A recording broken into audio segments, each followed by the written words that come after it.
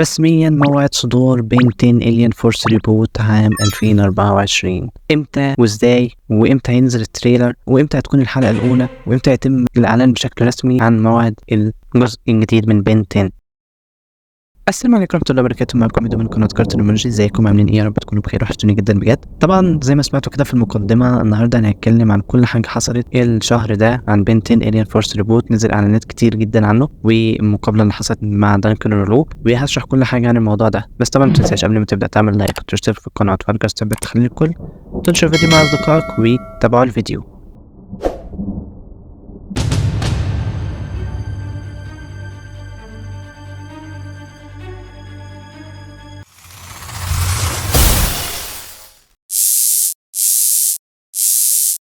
في 16/1/2024 حصل مقابلة مع دانكن رولو. طبعا المقابلة كانت قبل اليوم ده بكام يوم كده، بس نزل الأخبار عن المقابلة في يوم 16. المهم، أول حاجة حصلت في المقابلة دي، تم سؤال دانكن رولو عدة أسئلة، وأنا هقول دلوقتي الحوار كله اللي حصل وبعد كده هشرحه. أول حاجة، سؤال: هل هناك خطط لتكملة السلسلة الأصلية لبنتين؟ دانكن رولو قال: لا ننظر للخلف، نحن دائما نبحث عن طرق لاستكشاف وبناء للفكرة. في البداية تضمن ذلك متابعة بنتين في تقدمه في العمر، ولكن أي تحولات في المستقبل ستكون حول اكتشاف وسائل جديدة لسرد قصة بنتين. السؤال الثاني: هل تكون مهتما بإنشاء سلسلة بنتين رسوم متحركة للبالغين؟ دانكن رولو: بالتأكيد سيكون رائعا الحصول على عرض يقدم مواضيع أكثر نضجا والتعامل مع العناصر العاطفية والاجتماعية التي تتناولها أفلام مارفل، سيكون مثيرا جدا. السؤال الثالث: هل هناك أي كروس أوفر تود القيام به إذا لم يكن هناك قيود ميزانية أو جهد؟ دانكن رولو: كان حلمنا ولا يزال بناء كون كارتون نتورك أكبر مثل أفلام مارفل أو دي سي. إذا كان ذلك يتضمن شخصيات كارتون نتورك الحالية التي تتلائم السياق فسنكون مستعدين لذلك. السؤال الرابع: ما هو الموسم المفضل لديك من بنتين؟ دانكن رولو: إنها كما لو كانت تسأل عن طفل المفضل لديك. لا يمكنني الإجابة على ذلك. يمكنني أن أقول لك أن كل إصدار فتح الشخصيات بطرق مثيرة، وأن هناك بعضها قد انتقل بشكل أفضل من غيره. السؤال الخامس: هل تكون مهتما بإنتاج حلقة خاصة لبنتين 10,000؟ دانكن رولو: نعم، بنتين 10,000 هو شخصية رائعة تستحق شيء خاص بها. السؤال السادس: هل يمكنك مشاركة أي أفكار كانت قيد البحث أثناء إنتاج ريبوت بنتين ولكن تم التخلي عنها؟ دانكن رولو: كنا نعلم من البداية أنه سيكون أكثر توجيها نحو الكوميديا مقارنة بالإصدارات السابقة، وسيعتمد على القصة المصورة. أي تغييرات حدثت خلال الإنتاج جاءت من هاتين الدافعين؟ السؤال السابع: من كان صاحب فكرة إنتاج ريبوت لبنتين؟ دانكن رولو: تم تقديم النهج الكوميدي الأول لنا من قبل كارتون نتورك وفريق داخلي بقيادة جون فانج. كان ذلك ممتعا جدا وكنا معجبين. السؤال الثامن: هل تخطط لتغطية فترة مراهقة بنتين سلسلة ريبوت؟ دانكن رولو: حاليا لا توجد خطط، ولكن إذا جاءت فكرة رائعة عبر طاولتنا فسنقوم باستكشافها. السؤال التاسع والأخير: هل مازال هناك نقاش حول مسلسل بنتين جديد؟ دانكن رولو: للأسف لا يمكنني القول. يمكنني أن أقول لك أن هناك رغبة قوية من قبل معجبي بنتين وعدد من الأشخاص في فريق مان اوف اكشن. ده بالظبط اللي دانكن رولو قاله في المحادثة أو المقابلة اللي حصلت من أسبوعين تقريبا. تحليل كده القابلة ديت ان معنى الكلام ده ان كده مفيش جزء جديد من بنتين، وطبعا كل اللي هو قاله ده مش حقيقة، لان بالظبط يوم السبت من هذا الاسبوع صدر ان هيتم الاعلان قريب جدا عن سلسلة بنتين جديدة، وان دانكن رولو اكد بنفسه ان هو هيتم انتاج سلسلة بنتين جديدة للبالغين وهيكملوا بنتين. تمام، سيبكم من المقابلة خالص وتعالوا نحلل شوية بعض الحاجات اللي قالها. هو ما قالش بالظبط هو الاعلان امتى وما قالش كل حاجة، بس هنوضح شوية حاجات. اول حاجة هو قال ان هو مهتم شوية من الحاجات اللي هتخص البالغين في بنتين، يعني معنى كده ان سلسلة بنتين الجديدة هتكون اكثر جدية زي ما انا قلت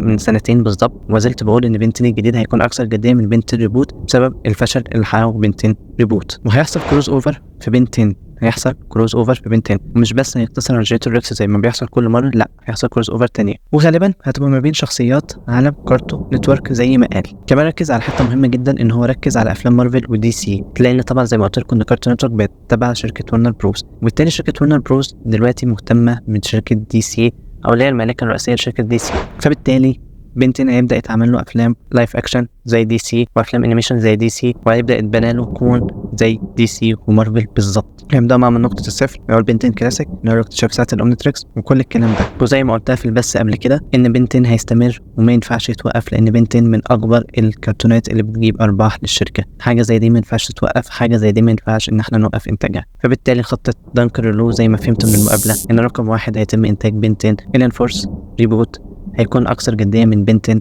ريبوت، هيتم إصداره غالبا الإعلان خلال السنة ديت 2024. تاني حاجة هيتكمل لبنتين أولتيميت إلين، بعد كده بنتين أومنيفيرس ريبوت، بعد كده نبدأ وأخيرا نكمل في بنتين 10,000. إن ما كانش بنتين 10,000 هيظهر في النص في الحلقات. تاني حاجة إن يحصل كروس أوفر ما بين شخصيات كارتون نتورك وما بين بنتين، وبنتين خدوها مني كلمة هيحقق نجاح ساحق بعد بنتين إنديان فورس ريبوت اللي هينزل بسبب الكروس أوفر اللي هيحصل ما بين الشخصيات. مش هيقتصر بس على جيتر ريكس، هيحصل كروس أوفر تانية زي عائلة صدر دي وحاجات تانية. آخر حاجة واللي قلتها وما زلت أقولها بقالي أكتر من سنة، إن بنتين هيتعمل له أفلام لايف أكشن ويتبنى له عالم كبير جدا بالظبط زي عالم دي سي وعالم مارفل. وخدوها مني إن بنتين هيرجع وهيحطم كل الأرقام القياسية وهيتفوق على دي سي وعلى مارفل.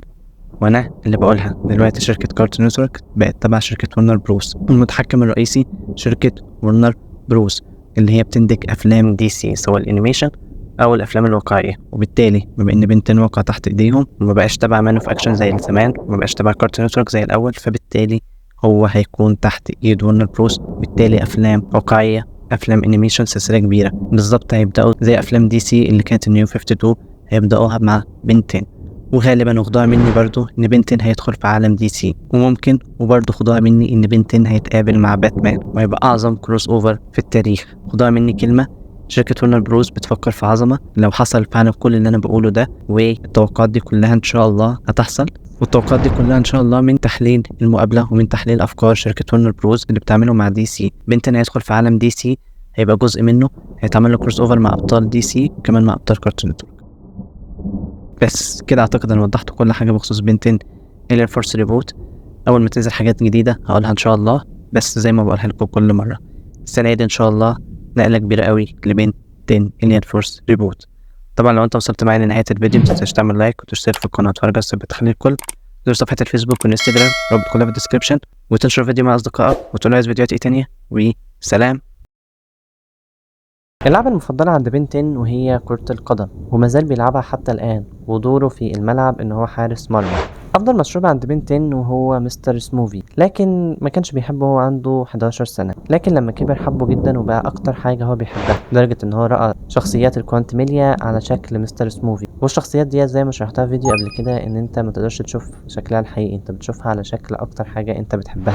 أسماء فضائيين بنتين اللي بيطلقها كل شوية هي أسماء من تأليف بنتين نفسه، وعلى حسب ما بنتين يريد، وساعات بيسميهم أسماء سهلة عشان يعرف ينطقها وتكون سهلة عليه في النطق أثناء التحول. بين بيحصل على أرباح من بيع القمصان اللي عليها توقيعه، وكمان المال عندما يتم تحقيق مهمات زي في عالم ناروتو كده النينجا بتحقق المال عن طريق المهمات اللي بتقضيها. الاثنين دول كانوا من اقوى الخصوم اللي قابلوهم خلال الحلقات كلها، وبالنسبه لشخصيات كتير هم كانوا افضل حاجه. ورقم التجربه 2-2-1. اغنيه الموت او الديس سونج، التنين ده ظهر في سلسله تنانين سباق الى الحافه. طيب هو شبه مين من كرتون ليلو ستيتش؟ شبه شخصيه انجلا، نسخه طبق الاصل من ستيتش لكن انثى. الفكره كلها ان عندها كل قدرات ستيتش سواء في القوه، وكمان عندها 4 ايادي وكل ده، لكن الفكره انها عندها نفس قدره اغنيه الموت. اغنيه الموت بيقدر يستخدم اغنيته اللي بيقدر ينوم بيها اي تنين، وبالتالي يقدر ان هو يطلق عليه الماده اللزجه اللي بيطلعها، وبالتالي يقدر ان هو بعد كده يلتهمه. لكن هنا انجلا بتعمل نفس الفكره بالظبط، تقدر انها تغني اغنيه تخلي كل التجارب الجينيه تنام وتقع في حبها.